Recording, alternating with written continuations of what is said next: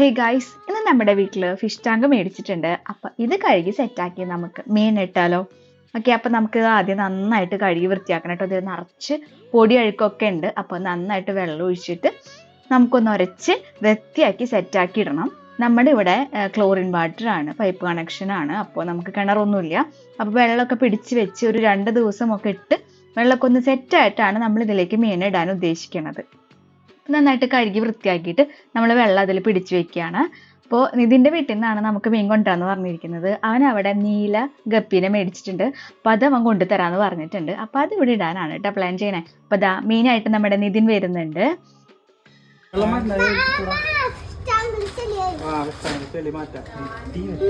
മീനിനെ കാണാനുള്ള ആഗ്രഹം ഏറ്റവും കൂടുതൽ അപ്പൂസിനായിരുന്നു കേട്ടോ. അപ്പൊ നമ്മൾ മീനിനെ നമ്മുടെ ഫിഷ് ടാങ്കിലേക്ക് ഇട്ടിട്ടുണ്ട്. എല്ലാം ചെറുതുങ്ങളാണ്. ഒരാള് മാത്രം ഗർഭിണിയായിട്ടുള്ള ആളുണ്ട്.